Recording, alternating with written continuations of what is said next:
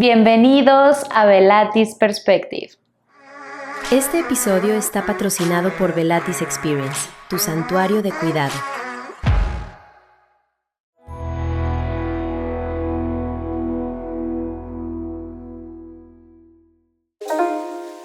Es tiempo de entrevista y les agradecemos que estén aquí con nosotros. Hoy les traemos un gran invitado, José Martín. Muchas gracias. Gracias por estar aquí. Y para que les conozcan, vamos a leer su semblanza.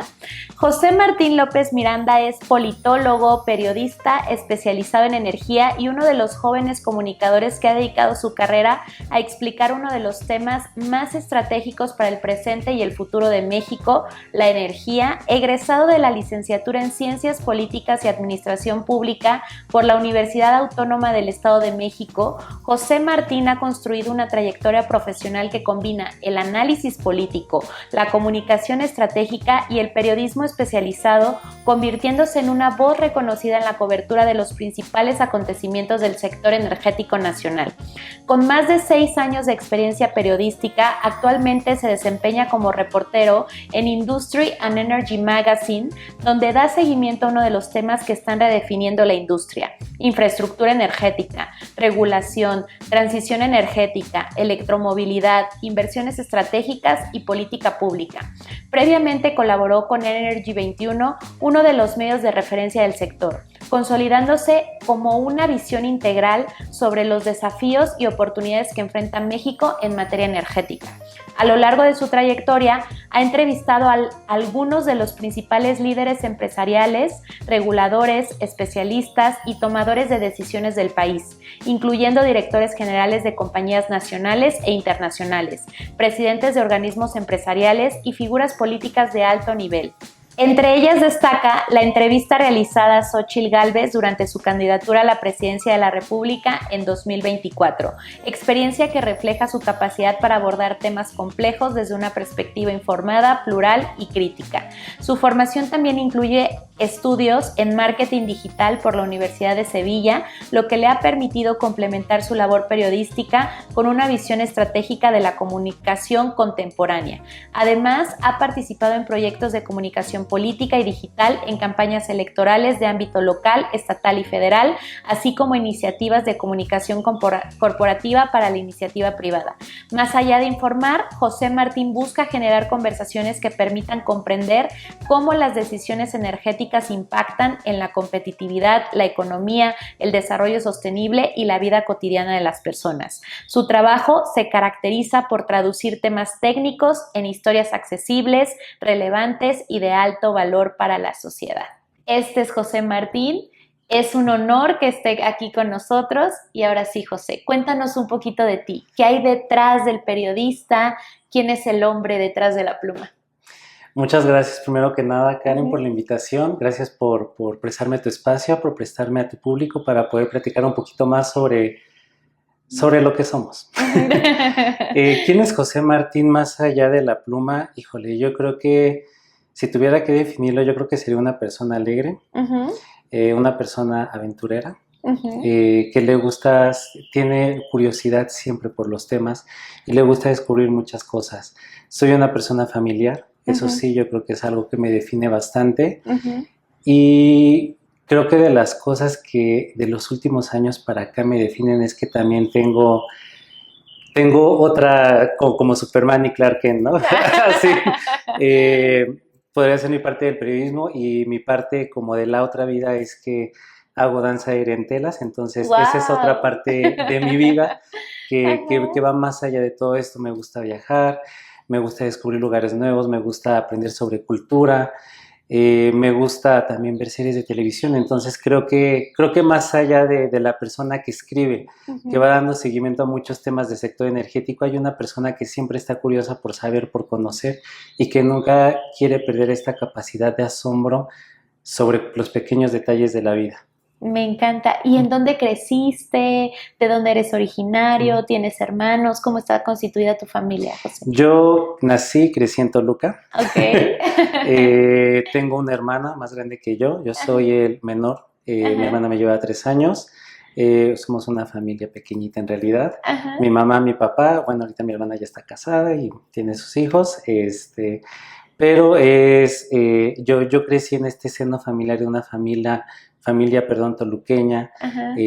Toluca que es muy frío, pero con todo eso, Toluquita la verdad es que la llevo siempre en mi corazón y para mí es un orgullo decir que soy de Toluca, que soy del Estado de México, pero sobre todo que soy mexicano. Ay, Ese es el principal orgullo que llevo siempre de frente conmigo. no, Sí. y qué gusto y qué honor. ¿Y cómo fue que fuiste descubriendo esto de la ciencia política, la administración? Porque esa es tu carrera, ¿no? ¿Cómo la elegiste?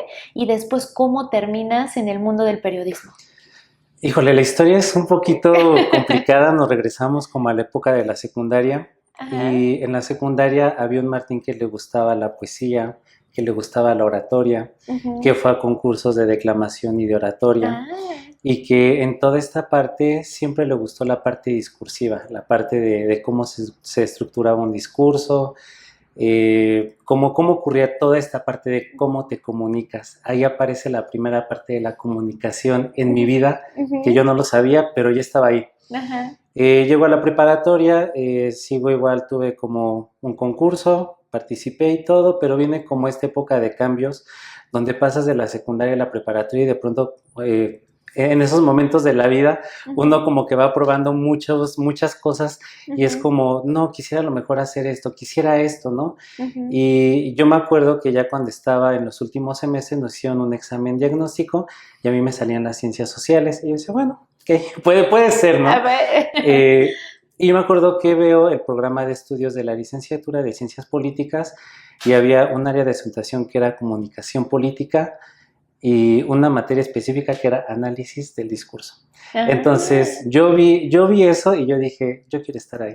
Okay. Sí o sí, yo quiero estar de ahí. ahí soy. Sí, y hice el examen, entré a la carrera, pasaron, eso ocurre hasta el quinto, sexto semestre, me parece, o sea, no ocurre al inicio de la carrera, entonces primero aprendes sobre ciencia política, sobre administración pública, pero así fue como yo elegí la carrera porque yo siempre estuve interesado más en la parte discursiva, en la parte de cómo se estructura la parte del discurso, cómo comunicas, cómo llegas a las personas, qué es lo que dices y sobre todo que lo que tú dices siempre tiene un peso muy importante, entonces cuidar siempre las cosas que dices, no solo desde una parte política, sino en general en la vida, no solo es un discurso, el discurso lo tenemos todo el tiempo y eso es lo que tienes que cuidar durante todos los círculos en los que te vas moviendo, ser responsable, porque eso es bastante complicado, la verdad.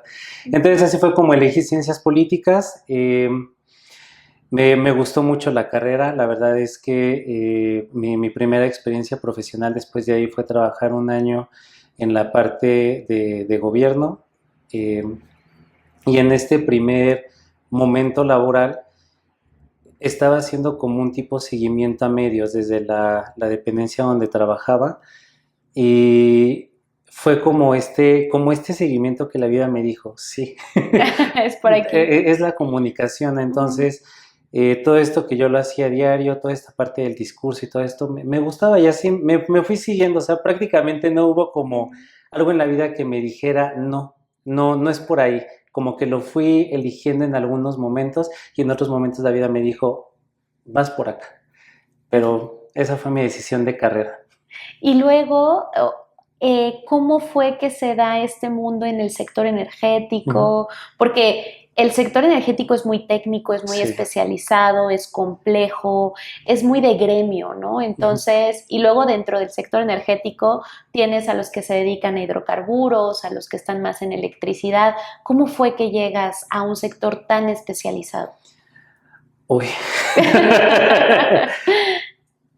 Yo quiero decir que fue una causalidad y no una casualidad. Yo llego en 2020 al sector energético, previamente había estado en una agencia de marketing digital y luego estuve en otro medio de comunicación que hablaba sobre temas de movilidad y transporte. El medio cierra y está la invitación para empezar en Energy 21 en la parte energética. Entonces yo dije, ok, vamos para allá. Todo ocurrió muy rápido porque el medio cierra. y justamente viene la invitación para entrar a Energy 21. Yo dije, ok, lo voy a tomar, vamos para allá y todo. Pero fue un tema bastante complicado porque yo como en el primer año, 8 meses que estuve trabajando como periodista, la movilidad era un tema que sí tiene tecnicismos, pero no tiene una parte técnica como la tiene el sector energético. No estoy diciendo que no la tengo, o sea, sí, hay cuestiones técnicas, pero yo venía de un mundo totalmente diferente al sector energético. Agradezco la oportunidad de haber llegado al sector energético porque eso me amplió la visión y me hizo ver algo que yo veía todos los días, pero que no comprendí en su totalidad y que descubrí la importancia que tiene en todo lo que vamos haciendo día a día. Entonces yo entré en enero de 2020 y en esta primera parte yo estuve trabajando justamente con Dani Loredo y ella fue quien me fue como capacitando y todo, pero yo la verdad es que el primer mes yo renuncié. Dijiste, esto no es para mí. Porque era muy técnico, entonces yo lo veía, te lo juro, o sea, veía las cosas y venía como mucha cuestión técnica. En ese entonces todavía estaba la extinta CNH y yo me acuerdo que veía las sesiones y yo a veces no entendía muchas cosas, entonces me regresaba y empezaba a googlear todos los términos y trataba como de entender lo que eran miles de millones de barriles de petróleo crudo y saber qué era la mezcla mexicana y todo esto, ¿no? O sea, y de ahí viene la parte de electricidad, otro mundo bastante complejo y que electricidad para mí al día de hoy sigue siendo el sector más complejo de todos los que me ha tocado ver. Y de ahí viene pues la parte de la política, que la política ya había estado una parte en mi vida, pero no enfocada al sector energético. Entonces fue como empezar a aprender, fue como esta especialidad, esta maestría más allá de la universidad, donde aprendí y me apasioné por algo que hoy no imagino cómo hubieran sido los 6 años y medio anteriores de mi vida si yo no hubiera ejercido el periodismo en sector energético. Y la historia es curiosa, porque yo me acuerdo que yo renuncié, o sea, pasó el mes y yo le dije a Dani, ¿sabes qué? La verdad es que es complicado, o sea, no siento que lo esté logrando, necesito como más tiempo. Y ella me dijo, sé paciente, ten tu curva de aprendizaje y todo, pasa este primer mes y hablo justamente con el que era el dueño del medio, bueno, es el dueño del medio, Ociel Cruz, y justamente me dice lo mismo, no me dice, no, date un periodo para saber si quieres estar aquí, ¿no? Y hubo como una plática ahí muy profunda que fue más allá no fue la plática de el jefe y el empleado, sino fue la plática de persona a persona, y que yo dije, ok, me voy a dar la oportunidad de conocer este sector. Eso fue en febrero, viene la pandemia, que fue también un periodo... También muy complicado. Sí, no, yo entré... Yo empezaba o sea, yo realmente no cubrí eventos de sector energético, cubrí uno nada más, y que ahorita cuento la historia porque también es bastante curiosa. Entonces, hasta mayo viene el primer ok a mi nota, que me dijeron, tu nota está bien, está correcta, no necesita ajustes. En ese momento yo sentí que respiré y dije, sí, yo quiero seguir en esto, y solo era cuestión de dar tiempo y de ser paciente, que eso es algo que la vida me ha dejado muy claro, ser paciente con todo, respetar tu proceso, no presionarte y no ver hacia alrededor y no desesperarte, porque es como esta metamorfosis de la mariposa, ¿no? Lleva su tiempo, para que pueda llegar a ser una mariposa tiene que pasar un tiempo y no lo puedes acelerar, es en el tiempo en el que tiene que ser y así es.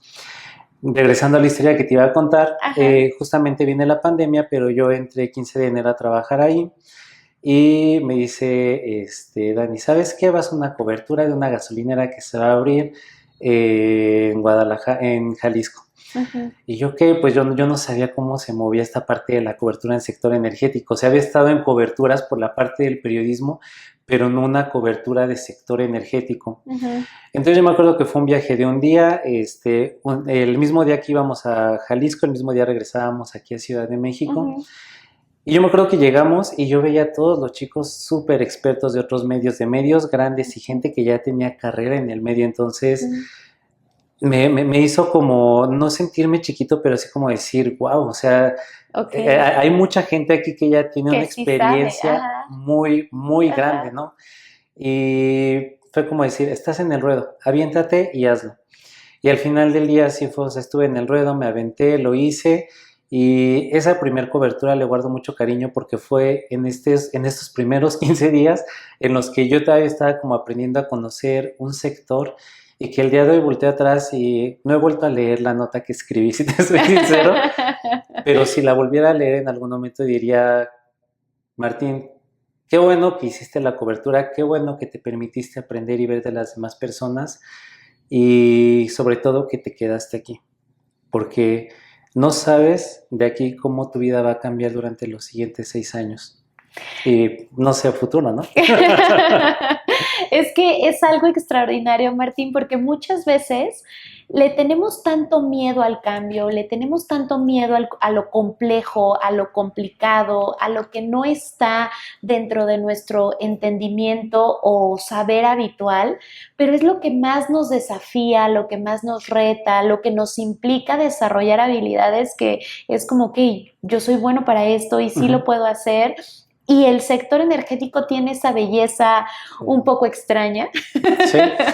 porque es tan técnico, es tan complejo, pero también es tan interdisciplinario Sí. y es político, impacta en la vida cotidiana de las personas. Entonces, tienes como una trazabilidad tan rica de que es cuestión técnica, cuestión regulatoria, cuestión política, cuestión social, cuestión medioambiental, que te permite tener como mucha nutrición de conocimiento. Y eso yo creo que independientemente del sector, como profesionales, Sí.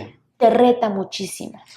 Fíjate que yo creo que esa parte del reto es lo que te hace quedarte y abrazar un sector, porque una vez que es difícil, yo creo que tú lo puedes entender de la misma forma en la que yo lo viví.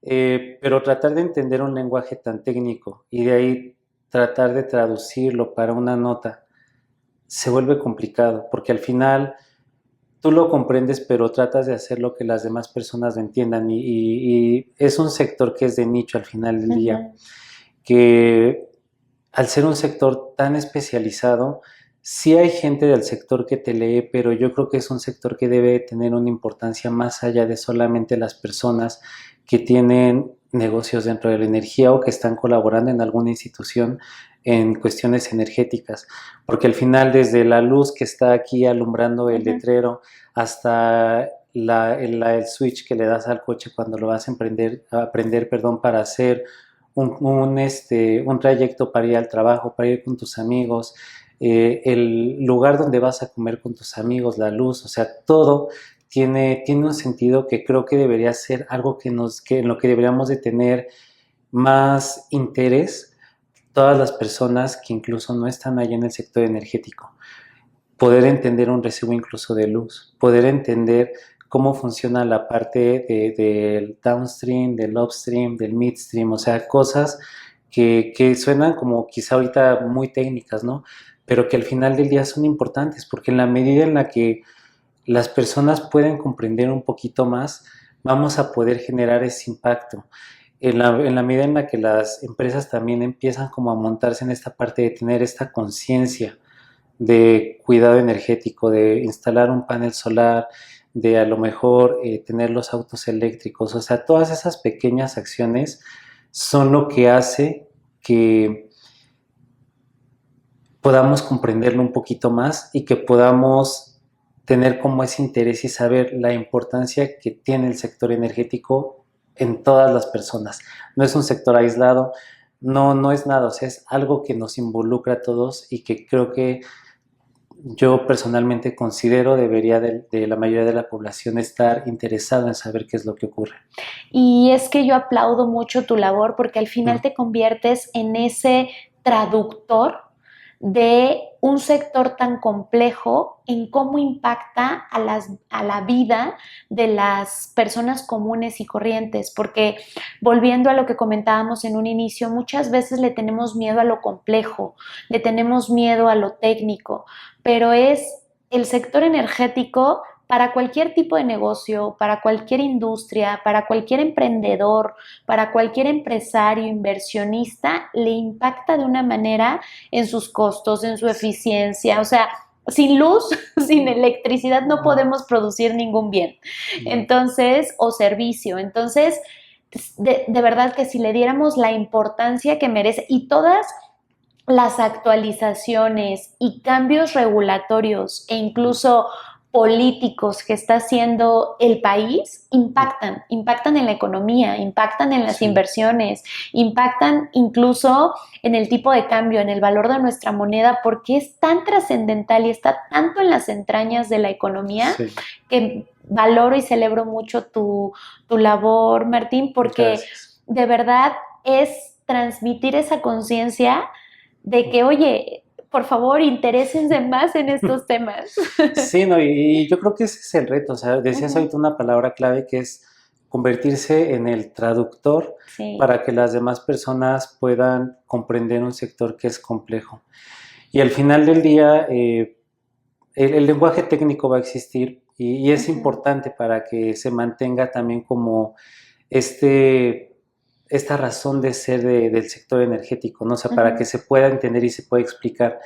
Pero yo creo que hoy en día parte de los retos que hay como periodista en sector energético es el hecho de cómo llevas una información que tú estás analizando hacia las otras personas y cómo haces que a las personas les interese, cómo generas esta discusión entre las personas de su día a día sin que el hecho de que tú hables de tantos kilowatts, sin el hecho de que hables de tantos barriles o de X unidad de carga y descarga y todo esto, para las personas no se vuelva algo tedioso, que lo vean en un titular y sea como de, no, pues espérame, o sea, yo no lo, porque creo que mucho influye esa parte, ¿no? O sea, la parte del inicio de cómo planteas un tema, cómo lo analizas, pero también cómo estructuras una cabeza y cómo estructuras la parte de tu contenido, cómo lo haces más digerible para todas las personas.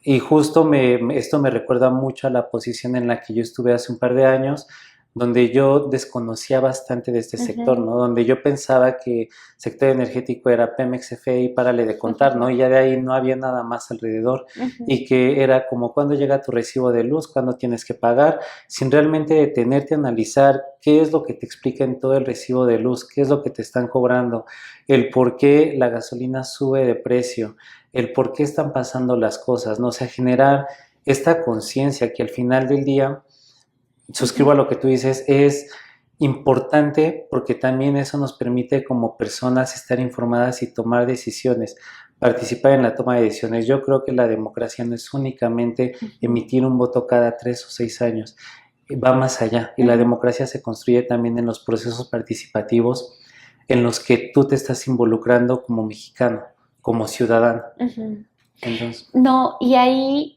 Martín, ¿cómo tú has visto? Hoy en día estamos en un proceso de inmediatez de la información. Nos llega, pues ya con toda la comunicación, las redes sociales, las plataformas, nos llega esta oportunidad de tener la información en última hora y en último momento. ¿Cómo se combina la necesidad de veracidad, de especialización, de prontitud en la información con ser inmediata? ¿Cómo lo has visto tú en tu experiencia?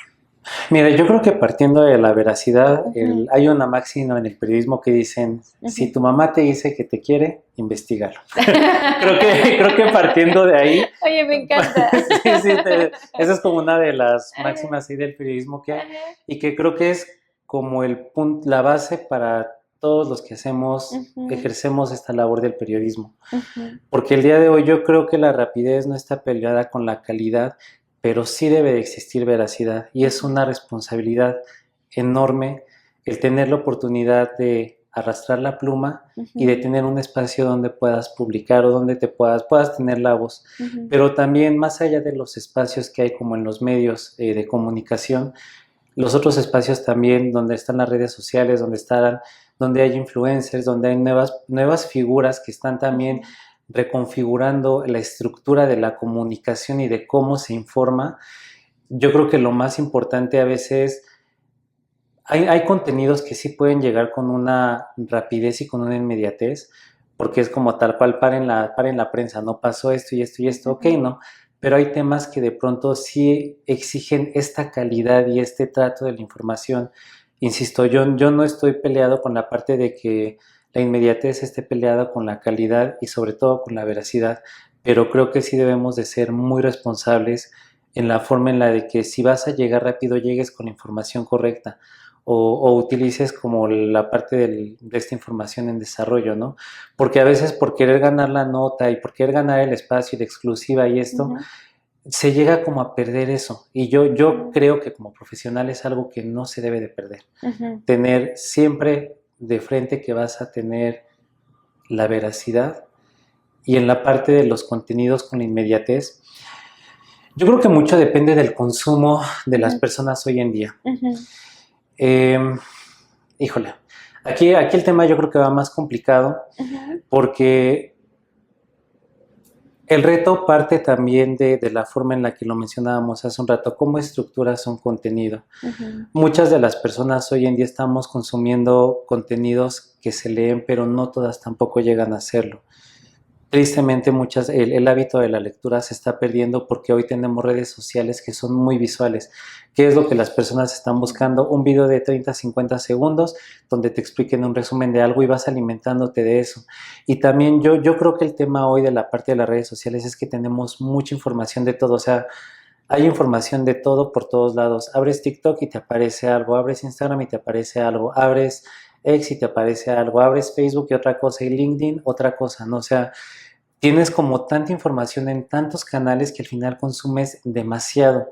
Yo creo que para mí lo importante y lo que a mí me ha funcionado es como aprender a segmentar realmente qué es lo que sí necesito informarme y qué realmente es lo que no necesito informarme. Y no porque no diga que hay información que no es importante, ¿no? O sea, todo es importante, todo impacta y la noticia está en todos lados. Pero creo que para poder tener esta conciencia debes de ser como muy preciso y como tener esa agudeza para distinguir dónde vas a encontrar la información que tú estás buscando para el sector en el que tú te estás dedicando. Que llegar rápido no significa sacrificar una cosa, que puedas llegar tarde quizá, pero que estés llegando con esta parte de cumplir con las audiencias.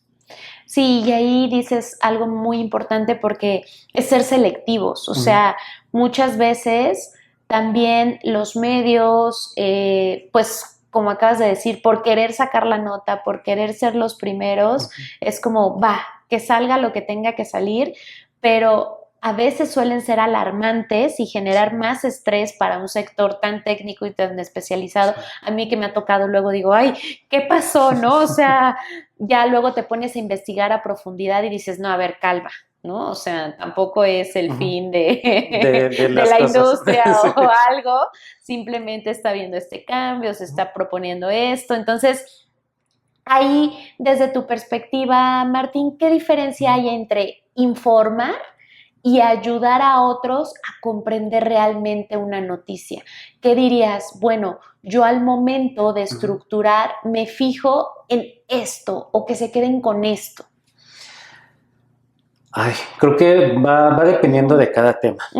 Y una cosa no creo que esté peleada con la otra. Yo creo que no necesitas ser un especialista para empezar a aprender sobre un tema. Y el momento en el que yo creo que el punto base es el hecho de tener interés por leer algo nuevo, por aprender, tener esta curiosidad, que es lo que yo decía al inicio.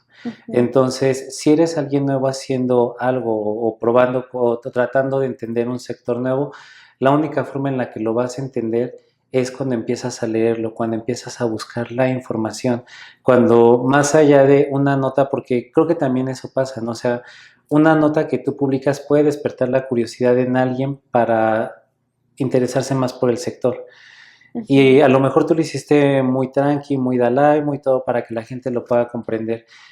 Pero creo que el esquema va más allá y es también tú como persona, como lector, ¿qué estás buscando para poder comprender más del sector? Una parte la das tú. Hay cosas que sí pueden aterrizarse y que sí pueden ser traducibles para las personas. Hay otras que por más que trates, no se puede porque tienes que utilizar el término porque así es. Entonces, puedes generar la explicación dentro de la misma nota, decir, ok, kilovatios es como esta unidad de medida, tal, o cosas así, ¿no? O sea, no dar cosas por hecho. Pero también creo que en la medida en la que tú vas entrando en un nuevo sector, vas buscando la información que te ayuda a comprenderlo un poco más. Y también, ¿qué es eso? ¿No? O sea, yo creo que como lector la parte importante es el hecho de no casarte solamente con lo que leíste de José Martín en tal portal de noticias. O sea, yo creo que lo importante es el hecho de tener este derecho a elegir y de poder comparar la información y poder saber qué es lo que está pasando allá. O sea, porque al final eso es lo importante de las audiencias, eso es lo rico, ¿no? O sea, tener esta pluralidad de opiniones, insisto, con la veracidad. No, me encanta porque ahí también hay una responsabilidad muy individual Sí. por parte de los lectores, pero lo que acabas de decir minutos atrás, también como ciudadanos, ¿no? El hecho de muchas veces le echamos la culpa al otro, ¿no? Al gobierno, al medio, al poder, ¿no? En términos como muy generales, y es como no, ¿qué estás haciendo también tú como individuo, como ciudadano para informarte, para capacitarte, para profesionalizarte, para saber y construir un criterio propio? Porque Totalmente. lo que te da la información y lo que te da esta selección es esa capacidad de construir un criterio y decir, a ver, si José Martín me está diciendo que la cogeneración eficiente es esto y en esta noticia me está diciendo que a lo mejor no puede ser tan eficiente, o entonces es comparar, ¿no? Es comparar y es con base en la información disponible crearte un criterio propio. Y en este sentido, Martín, ¿qué errores o qué áreas de oportunidad, para no llamarlos errores, crees que podrían estar haciendo otros en los medios al momento de comunicar en México y en un sector tan especializado, ¿no? Pues mira, yo creo que el problema no es comunicar las cosas, porque, insisto, el día de hoy tenemos mucha información por todos lados. O sea, creo que incluso los medios de comunicación y más allá de los medios de nicho, las secciones especializadas en periódicos nos informan muchas cosas. Tenemos información por todos lados. Yo más bien creo que parte de la responsabilidad, sí, una del medio, pero principalmente del periodista, es ejercer este derecho a hablar con objetividad. Creo que esa es una de las partes también importantes, porque todos tenemos una tendencia política, todos tenemos tendencias a algo, y está bien, es parte en lo que tú crees y en lo que tú estás formando el criterio propio, pero más allá de eso, tú no estás escribiendo para generar esas tendencias con las personas, tú estás escribiendo para informar. Entonces, creo que partiendo de la parte del periodista, creo que lo primero es la objetividad. En la parte de los medios, yo creo que el día de hoy sería como analizar más la parte de la comunicación, y entiendo, o sea, tenemos hoy notas que son clickbait y que es como la nota amarillista que tú mencionabas, ¿no? Desgraciadamente hoy eso es parte de lo que vende en los medios de comunicación y en las publicaciones en general, ¿no? Así, todo el amarillismo, y que en esta era digital es algo que está ocurriendo por vistas. Pero yo creo que más allá de las vistas, voy a regresar siempre a mi punto de partida, es la calidad. ¿Qué estás buscando para contar con las personas? ¿Cómo te estás deteniendo a explicarles a las personas las cosas? ¿Y cómo generas este interés? El clickbait puede ser como muy fácil en 1, 2, 3, 4 publicaciones, pero después de eso la gente ya no lo lee, porque la gente también lo entiende y la gente se da cuenta de las cosas, ¿no? Entonces, yo creo que el día de hoy la responsabilidad va más allá, y creo que es buscar estos formatos que te permitan hacer como algo híbrido entre la parte escrita, pero también la parte visual, para que puedas llegar al público. Hay medios que ya lo están haciendo, ¿no? O sea, yo aquí no estoy inventando el hilo negro ni nada. Hay medios que ya lo hacen, ¿no? Que te cuentan la noticia y sale alguien de su equipo contándote qué es lo que está pasando y tal, ¿no? Y yo creo que eso ha sido como una parte importante para que la gente se mantenga informada. Medios tradicionales como la televisión creo que tienen estos segmentos, ¿no? Que van publicando en redes sociales y la nota después la dirigen a un portal. O sea, creo que en esa parte los medios no lo han hecho tan mal, pero algo que creo que para mí sí es bastante cuestionable es la parte del clickbait. Eso para mí es lo principal, y el hecho de no generar alarma. en redes sociales puedes generar alarma por nada y ha pasado, ¿no? O sea, la gente que se inventan la muerte de un artista y se empieza a generar toda esta confusión, todo este movimiento y de pronto el artista sale a decir que no, que las cosas no ocurrieron así. Y yo creo que esa parte es donde debes de tener mucho cuidado. Los medios de comunicación tienen acceso a millones de personas. Desde la televisión, que hoy en día quien la gente diga que la televisión ya está atrás, no, la televisión sigue marcando agenda el día de hoy en México.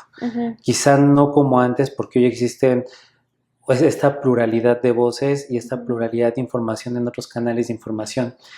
Pero si tienes un medio como la televisión, si tienes un medio como los impresos que todavía están en circulación, si tienes la parte digital, creo que lo más importante es cuidar lo que estás diciendo. Insisto, llegas a millones de personas y no importa si estás llegando a la persona de la tercera edad que salió a comprar el periódico por las mañanas para leerlo y informarse, a la señora que está en la casa durante la mañana y está escuchando las noticias, para saber qué es lo que está pasando, o si vas en el tráfico y escuchas un segmento de lo que están informando. O sea, yo creo que el principal problema es el hecho de cuidar cómo lo dices y no generar una tendencia. Como periodista y en general la gente que se dedica a la comunicación, es algo que debemos de tener muy presente. Yo en lo demás no pensaría que hay como una fórmula, más bien creo que esto va a ir avanzando en la medida en la que también la tecnología vaya dando, como en su momento las redes sociales fueron algo inexplorado y que hoy en día son algo que se hace 24/7, ¿no? O sea, digo, tenemos periodos de descanso cuando dormimos, pero en realidad consumimos mucho las redes sociales y pues bueno, yo creo que es eso, ¿no? A mí creo que ahora más allá de esta parte, lo que ahora viene es como la parte de la inteligencia artificial.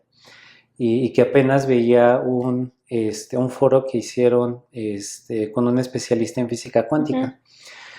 Y que él mencionaba, no recuerdo ahorita el nombre, pero él mencionaba esta parte, ¿no? De cómo le dictabas a la inteligencia artificial hacer un artículo y la inteligencia artificial lo hacía de determinada forma, pero tú le decías, no, tienes que hacerlo de esta forma, ¿no? Y al final la inteligencia artificial adaptaba el artículo como la persona lo necesita y lo requiere. Y entonces, ¿hasta qué punto ahora la información va a ser con base en lo que está escribiendo la máquina? Porque ya no va a haber detrás la parte de este análisis que en día todavía yo quiero llamarlo artesanal, porque creo que es un trabajo artesanal el que todavía se hace en sectores especializados para poder hacer que las personas comprendan. A mí creo que más la discusión hacia futuro sería qué rol va a tener la inteligencia artificial y cómo es que todo de lo que la inteligencia artificial va a decir va a ser cuestionable. Y es que ahí acabas de decir un punto trascendental, Martín, porque me ha tocado que me han compartido artículos hechos con la inteligencia artificial, justamente de cómo lo ves, cómo evalúas esto. Yo también soy muy artesanal al hacer mis cosas, ¿no?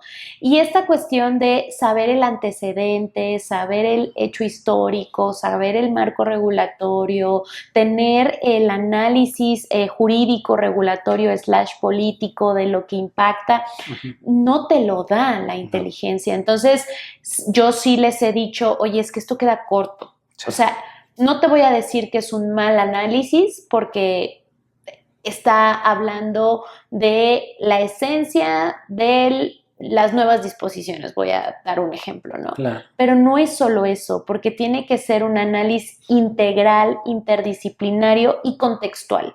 Claro. Y me voy a...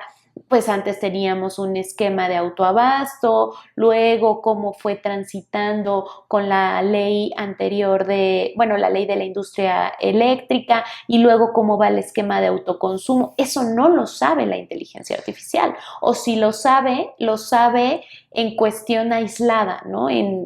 Tengo este antecedente, pero no todo el impacto. Entonces, lo que acabas de decir creo que es algo muy trascendental, porque creo que no nos podemos confiar en la información que nos transmita solo la inteligencia artificial, que sí sea una herramienta como de análisis o poco más expedito o un primer filtro, pero no es la ciencia cierta y no va a sustituir la inteligencia, el análisis humano y toda la experiencia contextual que los expertos y los especialistas en el sector puedan tener, ¿no? Claro, mira, y sabes, creo que en ese punto hay algo que es importante, o sea, porque la discusión creo que puede ser, y ese es el punto de análisis. Al final del día puede ser una herramienta así como un primer filtro, pero como periodista estás obligado a estar investigando todo el tiempo. Y si hay un tema que de pronto regresa, no sé, la reforma que se hizo a tal y se quedó después ahí en la congeladora y 20 años después la sacan otra vez, es regresar al contexto. ¿Y eso cómo lo vas a hacer?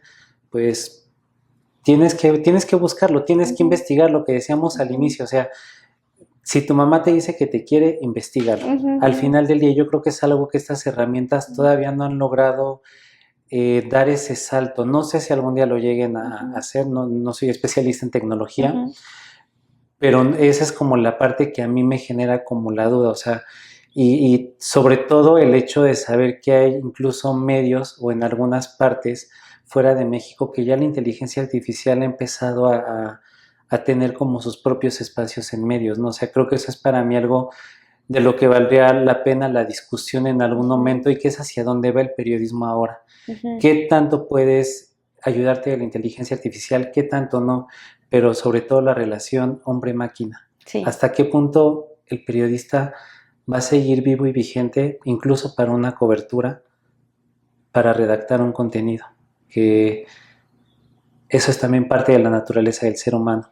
Sí, y es que ahí tocas algo que se va a volver muy complejo también de entender, porque lo que te da el ser humano, por ejemplo, en líderes de opinión, cuando escribes un artículo, lo haces con base en toda tu experiencia, no lo haces solo de un hecho aislado. Cuando vas a una cobertura, es lo que ves, es lo que tus sentidos captan, es la información que tomas, es la nota en particular. A mí me gusta mucho leer de coberturas porque digo, es que esta persona o este periodista está yendo a vivir lo que están compartiendo las autoridades, órganos descentralizados, alguna empresa, lo que quieras, pero no solamente se queda con la noticia, se queda con el feeling o el sentimiento que transmite esa noticia, preocupación, estrés, seguridad, certeza, vamos para allá, ¿no? O sea, es ese comentario de, ok, eso es el hecho, pero ¿qué se sintió en ese momento? ¿Qué se logró transmitir? Entonces, creo que esos dos son elementos muy esenciales, tanto la experiencia como la información que un periodista llega a captar a través de los sentidos, ¿no? Sí. Que la inteligencia artificial va a ser muy complejo que la replique, ¿no? Porque son esas habilidades inherentes de nosotros como personas que son muy complicadas. Sí, no, o sea, toda la experiencia que tienes en campo, no le decimos nosotros, o sea, que llegas y antes era la grabadora, ¿no? O sea, que a quienes le tocó el periodismo todavía sin la tecnología tan avanzada, que ponías la grabadora ahí y que empezabas a hacer tus notas en la libreta.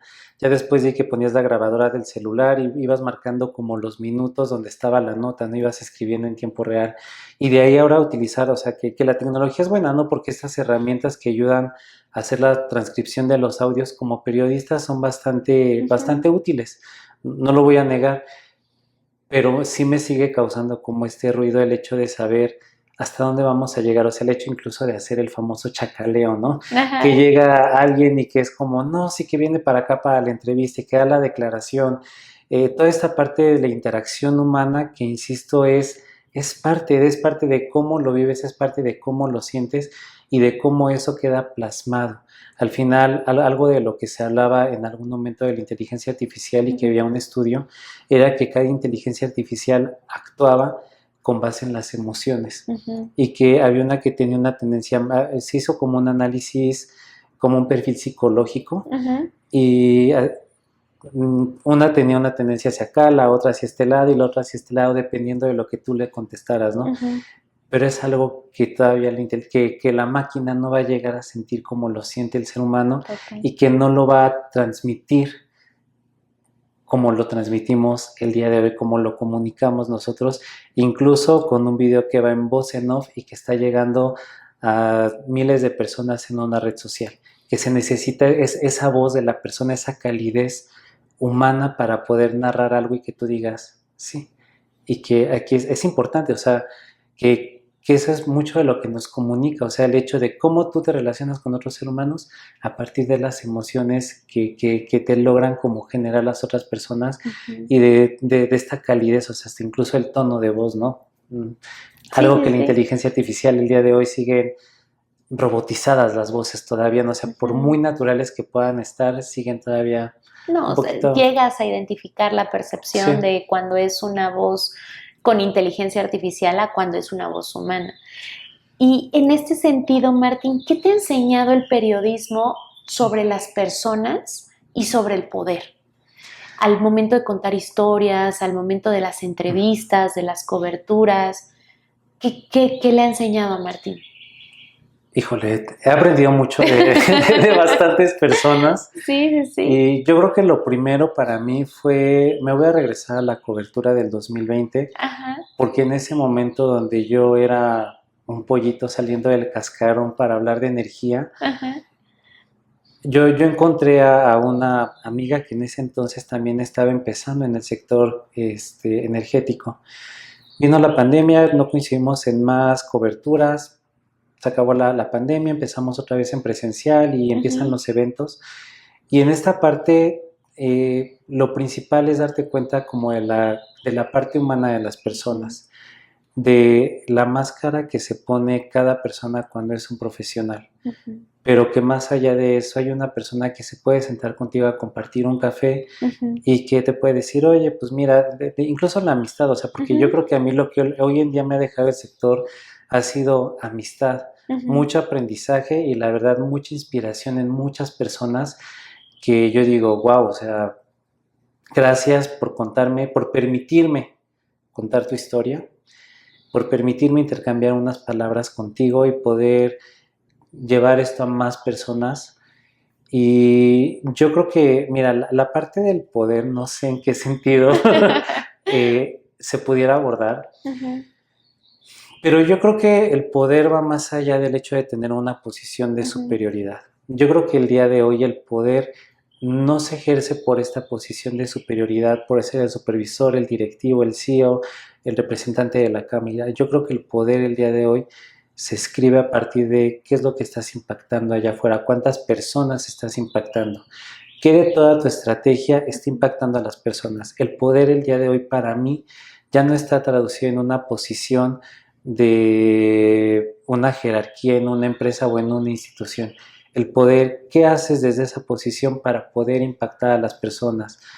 Implica toda esta parte de los objetivos ESG en las empresas, en la parte de las instituciones, cómo eso beneficia a los ciudadanos, cómo vas a hacer que las cosas ocurran, cómo vas a bajar o cómo te vas a hacer responsable de que dentro de la empresa para la que tú colaboras se puedan reducir emisiones contaminantes y podamos también ir dando pasos hacia atrás con este cambio climático y los gases de efecto invernadero. Cómo desde mi hogar yo puedo también tener esta posición de poder, porque el poder sí va ejercido en esta posición que yo ahorita explicaba de qué es lo que haces dentro del cargo que tienes para impactar a millones de personas, pero también el poder lo tienes tú de elegir si el día de hoy dejas la luz prendida toda una noche o si la pagas para tener esa responsabilidad del poder implicar más allá. Entonces, para mí ese sería el poder, y lo que me ha dejado el periodismo ha sido conocer personas, conocer realmente a la persona más allá de quién es el personaje en la parte, y no personaje entendido como algo malo, sino la máscara que tiene la persona para poder ejercer su trabajo en el día a día. Y que el camino ha sido bastante bueno, bastante interesante. He encontrado mucha gente, la verdad, muy buena a lo largo de todo este tiempo, mucha gente que incluso se sentó conmigo a explicarme en su momento cuando yo no comprendía algo, o que yo solicitaba una entrevista y la entrevista me la daban y todo esto, ¿no? O sea, creo que el periodismo ha sido una de las labores más nobles para mí en el hecho de que me ha permitido conocer un mundo, me ha ampliado la visión a un mundo que yo lo tenía reducido, como decía al inicio, a Pemex y CFE, y que el día de hoy me doy cuenta que es un universo, ni siquiera un mundo, es un universo. Y ahí, por ejemplo, Martín, el platicar con CEOs, con líderes, con políticos, con empresarios, ¿qué crees que tienen en común estas personas? Yo creo que el día de hoy la mayoría de las personas están orientadas a querer aportar su granito de arena Ujú, al mundo. ujú, Y mucho de lo que las personas están buscando es el desarrollo a nivel de iniciativa privada, el desarrollo económico, ujú. sin descuidar el desarrollo socioambiental. Y desde la parte política están buscando sí impulsar la parte económica, pero fortalecer un sector.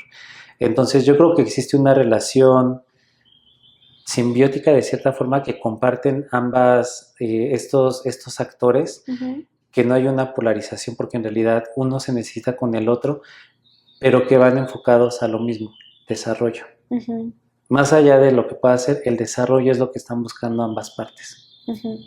Me encanta porque esto nos deja claro que muchas veces nos fijamos más en las diferencias, nos fijamos más en que no es como yo o no tiene los mismos intereses, ¿no?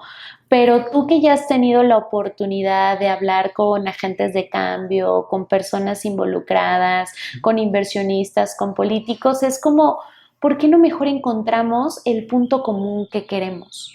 Y que cada uno va a tener su perspectiva, cada uno va a tener su interés, cada uno va a tener su propia experiencia o su manera incluso de cómo llegar a ese punto, pero Sí. sí podemos encontrar algo común para ponernos en simbiosis, como bien lo acabas de decir, y poder aportar ese granito de arena para el bien de México, ¿no? Sí. Y con base en esto, ¿cuál ha sido, si quieres compartir el nombre o no, Ujú. pero alguna de las entrevistas que más impacto te dejó y dijiste, mira, de esto me quedé con algo positivo, también lo apliqué a mi vida personal o me di cuenta que pudo cambiar un poco mi percepción? Una entrevista en particular no, pero creo que el hecho de empezar a hablar de electromovilidad Ujú, fue algo que me abrió el panorama a algo que yo en su momento desconocía. ujú, Porque yo sabía que la electromovilidad solo era el coche eléctrico y ya no sabía cómo funcionaba, no ujú, sabía más, ¿no? Y cuando empecé a tener como esta cercanía con las empresas que están haciendo la electromovilidad o están impulsando esta transición ujú. energética de la movilidad a partir de esta tecnología, empecé como a comprender un poquito más y eso como que me marcó un poco. O sea, yo no he tenido un coche eléctrico, me Ujú. gustaría, pero no he tenido un Va a coche llegar, va a eléctrico. llegar, Martín. eh, pero me hace como pensar en cómo puedes impactar y cómo también esta información la puedes llevar a las personas. No sé, yo me acuerdo que yo lo platicaba con mi mamá, con mi papá, con mi hermana y con todos, ¿no? Al Ujú, entorno, ¿no? O sea, de cómo funciona la electromovilidad y que hoy en día es algo que cuando llegas a un centro comercial ya no es ajeno a ti, porque ves que está ahí el centro de carga y que están los lugares reservados para los vehículos con esa tecnología y ver que haya gente que se esté interesando también en esa parte es algo interesante. sí. Obviamente hay una discusión también ahí abierta por la parte de la generación y etc, etc, que no quisiera profundizar mucho, pero creo que lo que me marcó fue el hecho de saber que hay otras opciones para hacer las cosas, otras alternativas, otros cómo sí puedes impulsar un pequeño cambio para que las cosas puedan funcionar de Ujú. una forma diferente. Y es que volvemos a un punto importante que es cómo los temas se van interconectando, porque Sí, es infraestructura, porque es logística. Ahora con electromovilidad es planeación urbana, sí. es cuestión de inversión. Entonces nos damos cuenta que se van interrelacionando los temas y es como nos debe de competir y nos debe de interesar a muchos más, porque muchos podemos estar involucrados y si nos involucramos para bien, podemos construir cosas que ni nos imaginamos. Claro. Y otra pregunta, Martín, en una época en donde muchos quieren ser virales y quieren ser visibles, ¿cómo se construye credibilidad? Mira, yo creo que es un trabajo que va del día a día. Yo Ujú, creo que la credibilidad no es algo que venga, al final ser viral es un momentito, ujú, es una vista en internet. Y no voy a decir, es muy subjetiva la viralidad. Ajá. Creo que para construir credibilidad debes de tener las bases para poder hacerlo. Desde la parte en cómo te conduces, qué es lo que hablas, también saber que en este camino a veces puedes fallar, porque eso también es algo que pasa, ¿no? O sea, uno llega a equivocarse muchas veces, somos humanos, pero para construir esa identidad de credibilidad, creo que debes primero de haber pasado como toda la primera parte de la objetividad, la parte de la veracidad, y llegar a un momento viral, más bien, no llegar a que seas un momento de viralidad y que seas alguien que está presente como un comunicador, como un influencer, como lo que quieras ponerte encima, es algo que se va construyendo en el día a día y es algo que yo creo está inacabado. Porque aun cuando ya tengas cierto renombre, cierta trayectoria y que seas una persona que pueda ser consultada por muchas personas o para como fuente de información, eso se va construyendo en el día a día. Yo creo que la viralidad es un momento. Hay muchos videos virales en internet. Sí hay contenido que es un poco cuestionable también para la cuestión de la viralidad. Pero yo creo que la parte importante de un comunicador, de un periodista, de un influencer que busca realmente informar, no está la viralidad como la parte inicial. Yo creo que eso es algo que ni siquiera está dentro de la parte de todo el plan de la información o de lo que tú pretendes.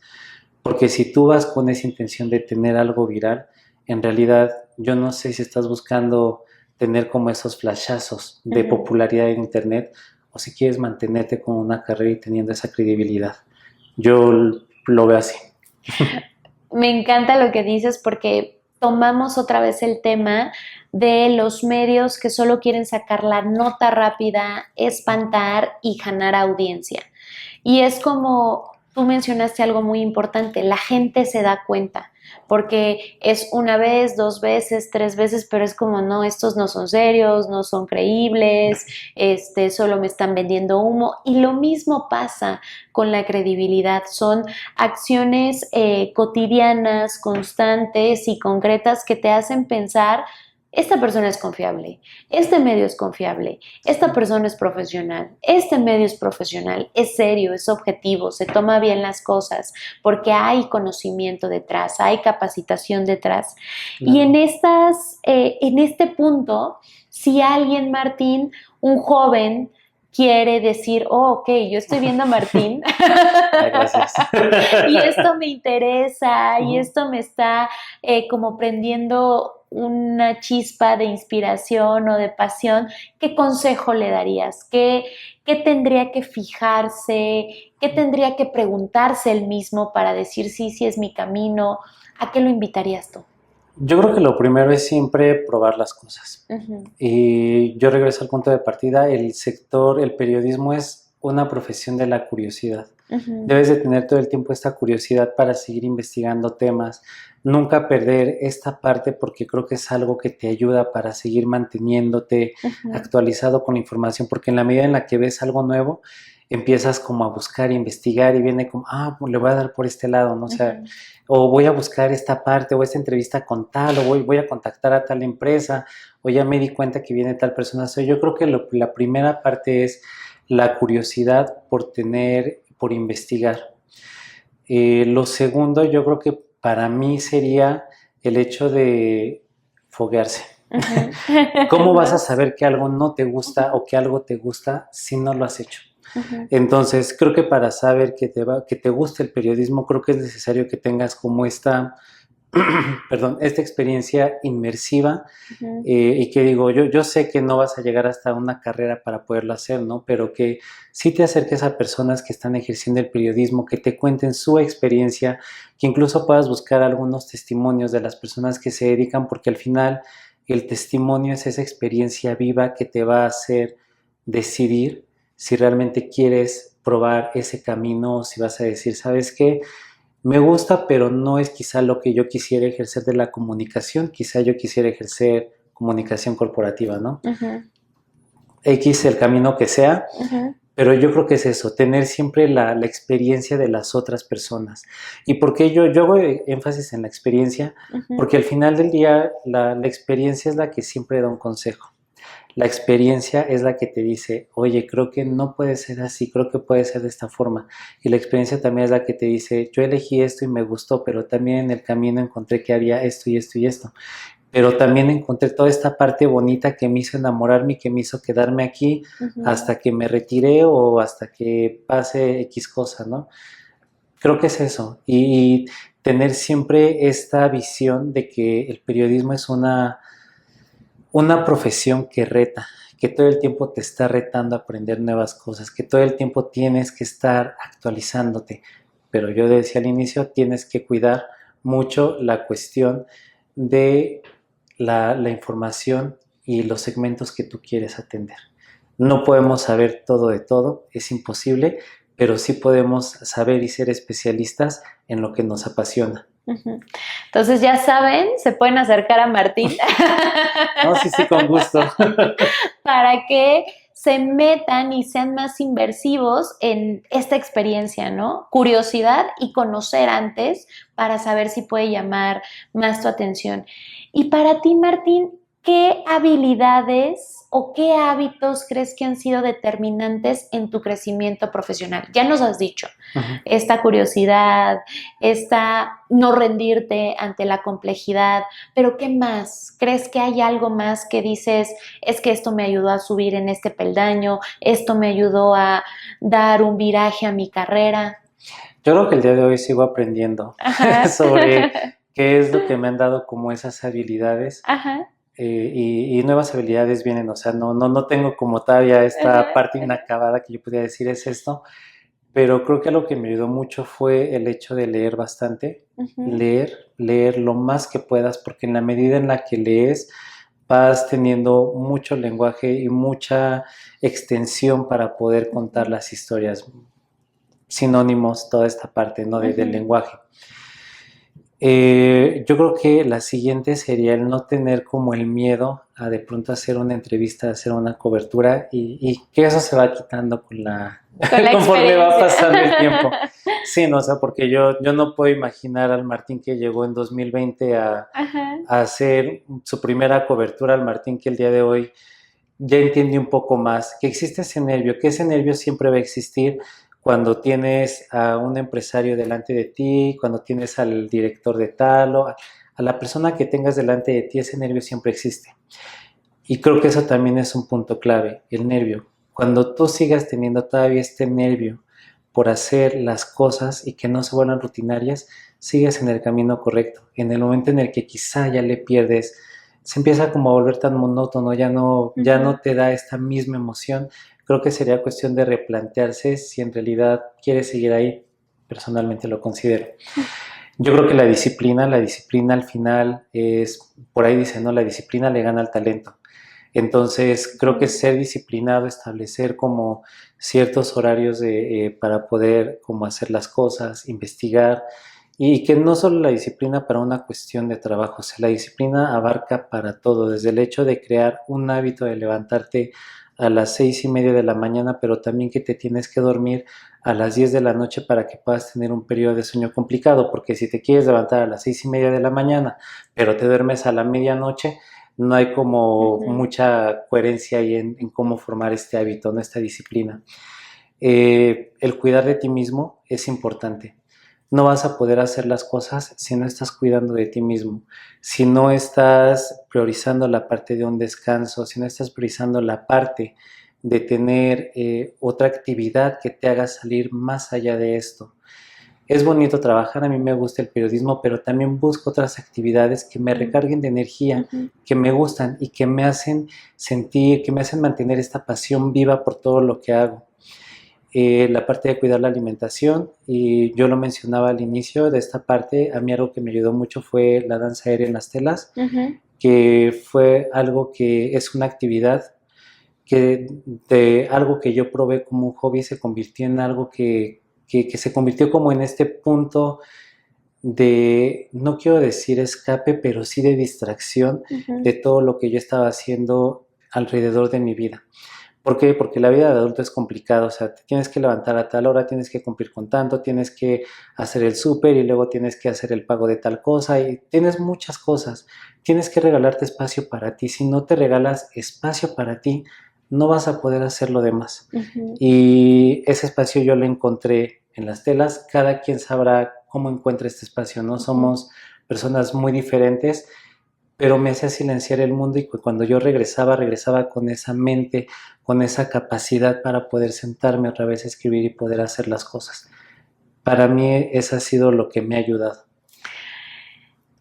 Es que está muy completo, Martín. O sea, al final el bienestar es integral y no podemos aspirar solo a la culminación o al éxito profesional si no estamos bien en otras áreas de la vida.